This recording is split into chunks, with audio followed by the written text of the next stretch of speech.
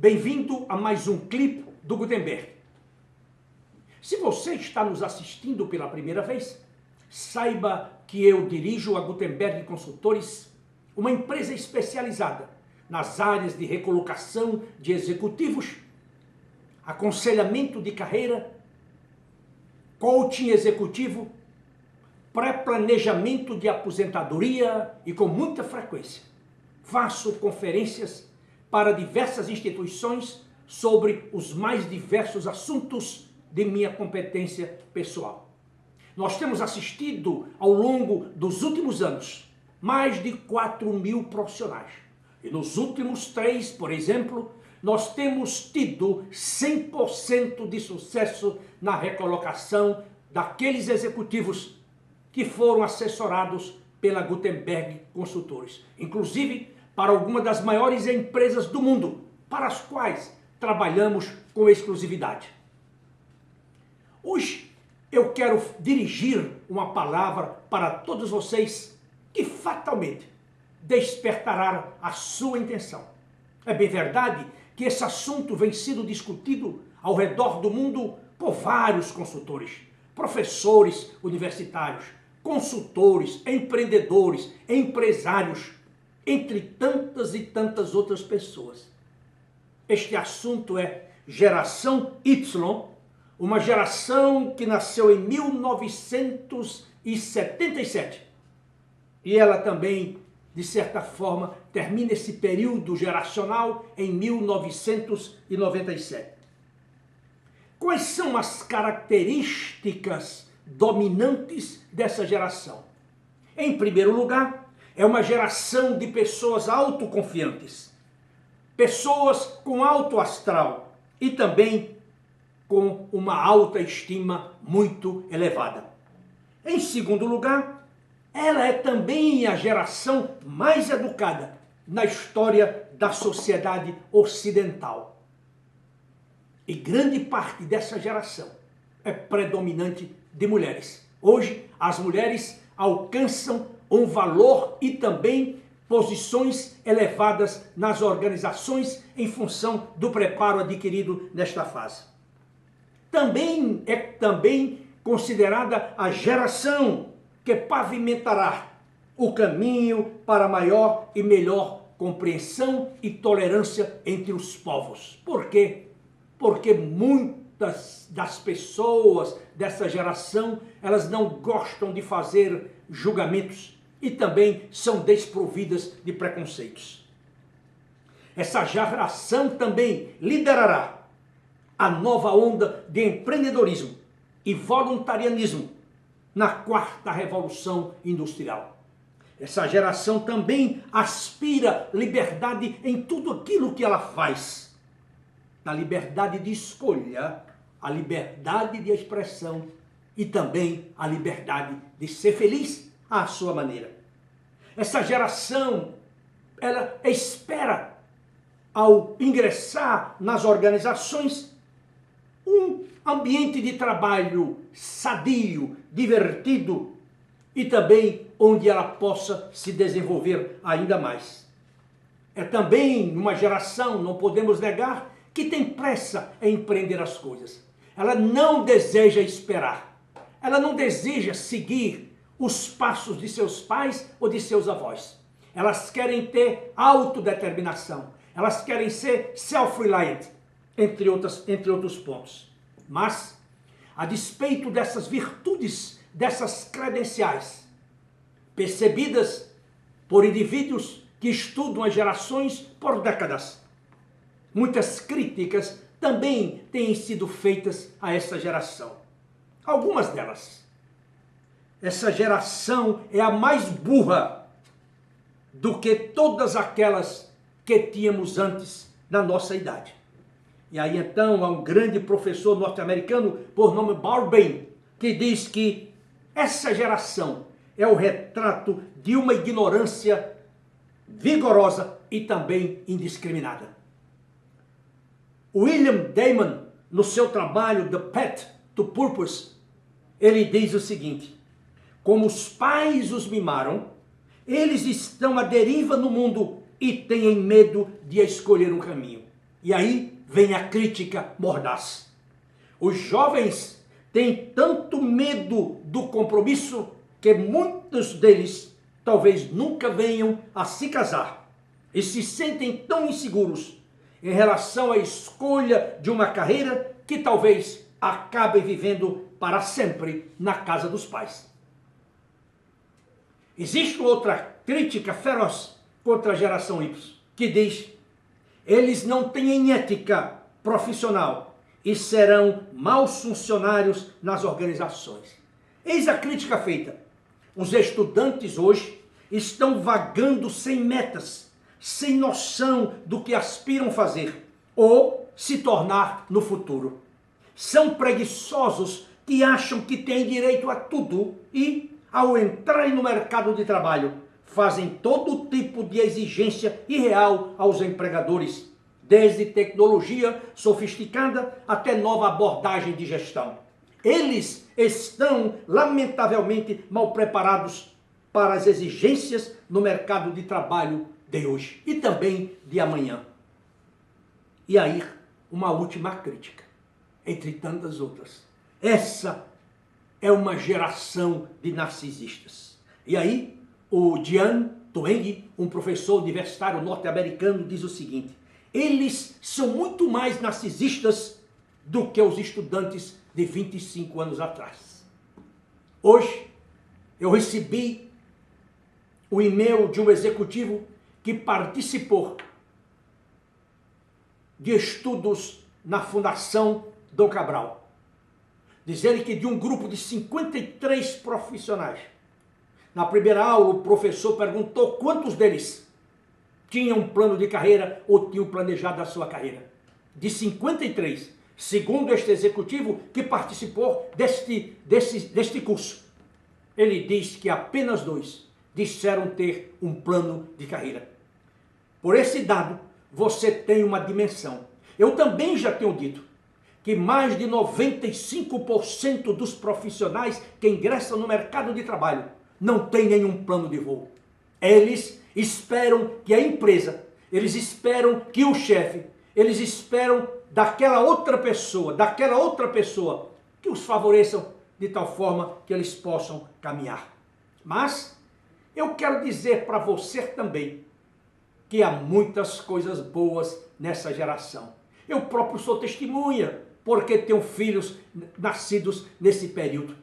E eu até tenho de elogiá-los pela independência, pela forma como eles pensam, pelas formas como eles agem. E aqui estão algumas frases de louvores a esta geração. Na sociedade como um todo, respaldado pelo alcance global da internet, sua atividade cívica está se tornando um novo e também o mais poderoso tipo de ativismo social. Veja o que aconteceu logo após a posse do presidente Donald Trump, onde milhares de pessoas saíram às ruas de Washington protestando contra a sua eleição. Veja no Brasil, em 2016, milhões de brasileiros saíram às ruas protestando contra a nossa ex-presidente Dilma Rousseff. Pela bandalheira, pela corrupção, pela incompetência e, sobretudo, pela sua safadeza. Uma quadrilha foi montada em Brasília para assaltar os cofres públicos e a sociedade se manifestou. Existem outros dados também extremamente significativos que não necessitam ser mencionados aqui para que você reflita sobre essa questão.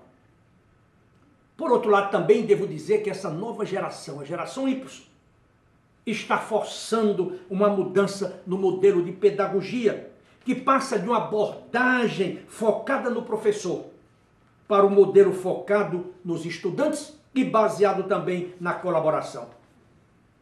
Devo dizer também que essa nova geração está forçando as organizações a se reinventarem do ponto de vista do recrutamento e seleção, do ponto de vista do autodesenvolvimento, do ponto de vista da avaliação de desempenho.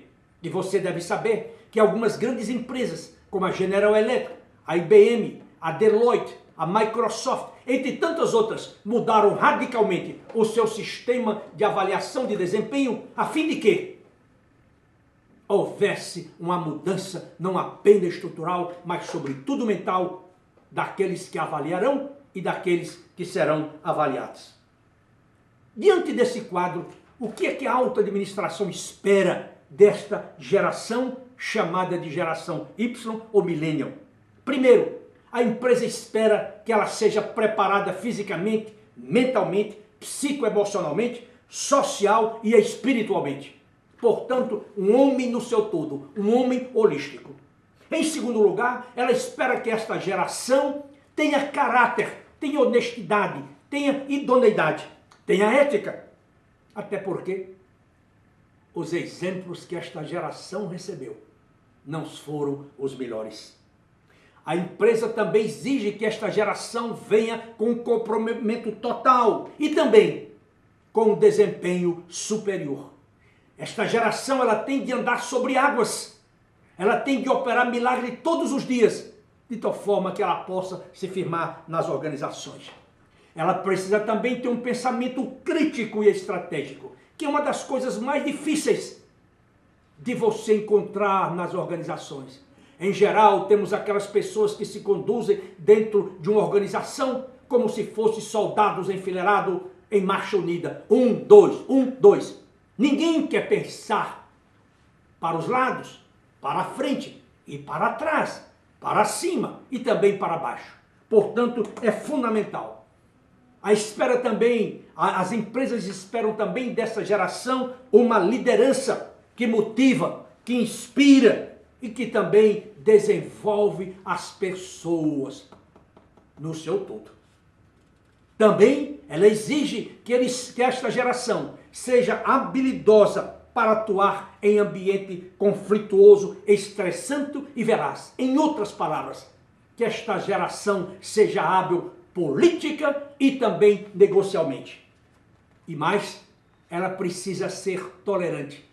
Ela precisa ser mais compreensiva para respeitar os cabelos brancos daqueles que estão nas organizações e que muitas vezes não querem ver mudanças. Ela não pode simplesmente sair chutando dentro da organização como um louco. Não, ela tem de ouvir, ela tem de conversar, ela tem que negociar. Ela tem de aprender. Ela tem de aprender. Muito bom.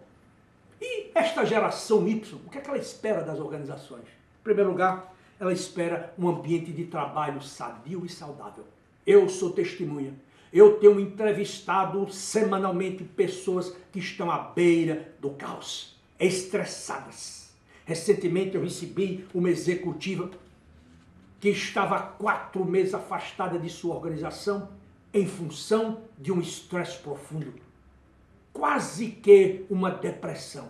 E ela disse: Gutenberg, eu estou destruindo a minha vida e eu preciso fazer algo a respeito. Essa geração também deseja trabalhos desafiadores. Ela não quer ficar repetindo o mesmo texto.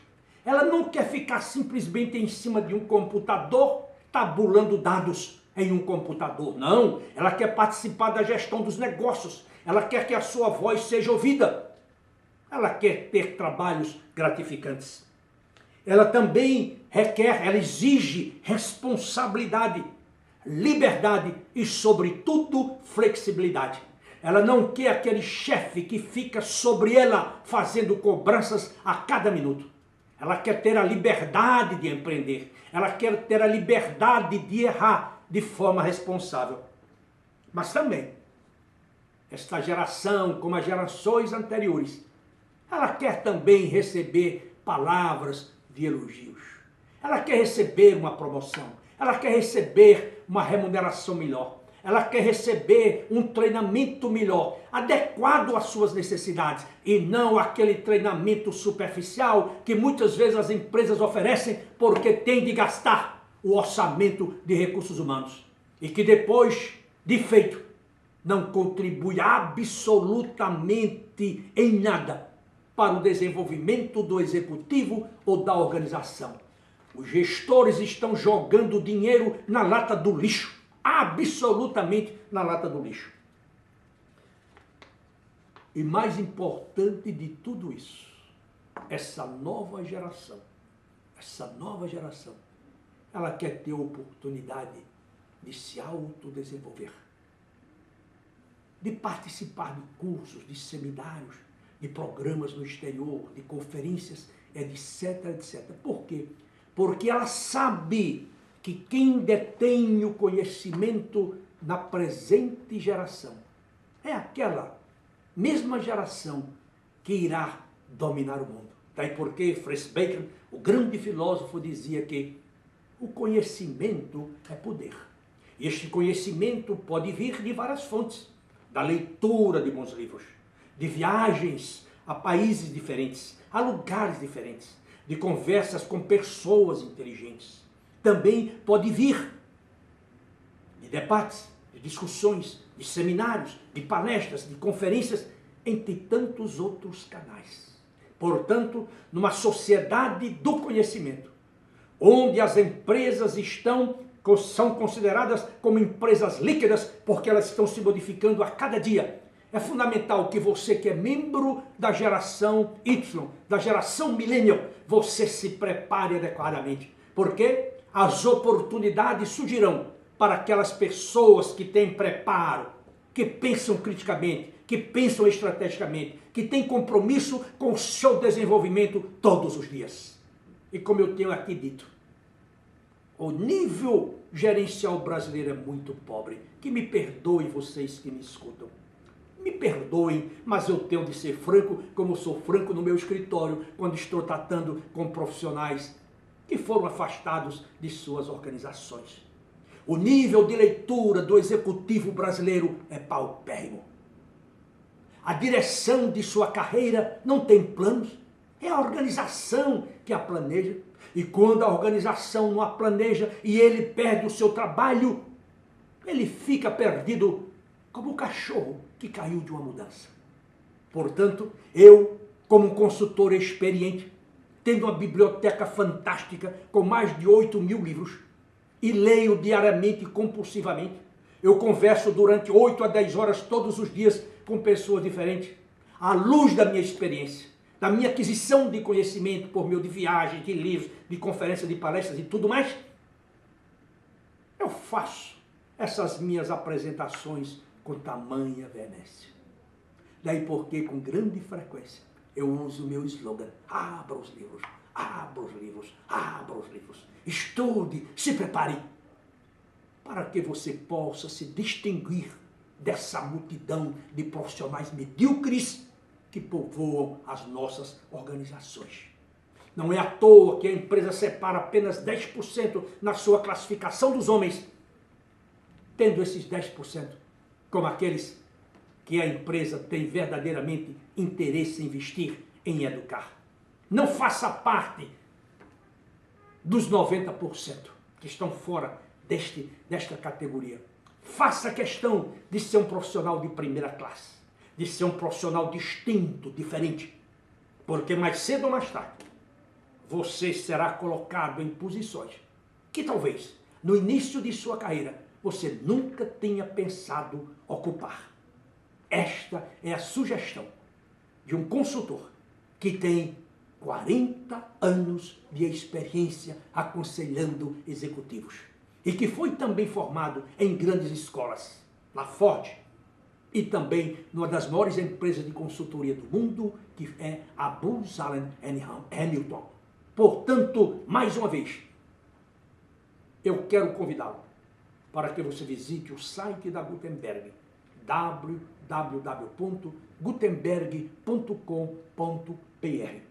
Quero também que você, se tiver tempo, me mande um e-mail me criticando, me elogiando, ou até mesmo disseminando o meu trabalho, porque o conhecimento é feito, é desenvolvido, para que nós possamos compartilhar com todas aquelas pessoas que nos rodeiam. Se você lê um livro, por exemplo, discuta esse livro com seus amigos.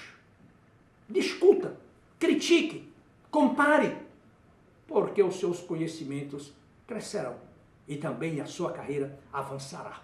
Quero também que você veja os meus artigos, os meus clipes, o Minuto de Sabedoria Moral da História, E como eu sempre falo, eu vou repetir novamente.